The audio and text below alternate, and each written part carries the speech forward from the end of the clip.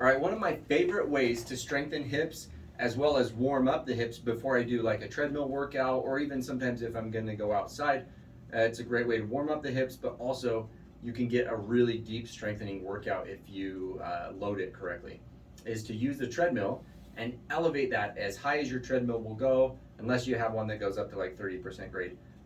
Usually around 12 to 15 is great.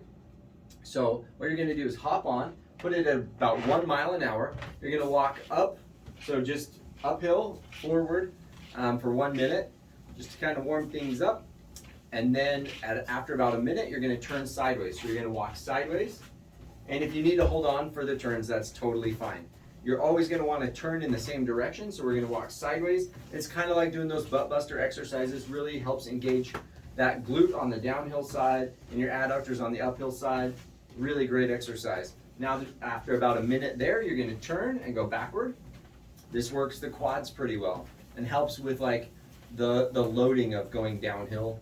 And then after about a minute there, you turn and go the other way. And so you're gonna work, again, that downhill glute and stay strong. So that way you can keep building that hip strength. The way to make this harder, you can increase the speed a little bit, but I actually prefer to increase the load. So you can either make it steeper if you have the ability to, or you can put a bar across your shoulders, hold dumbbells, or again, a weighted vest.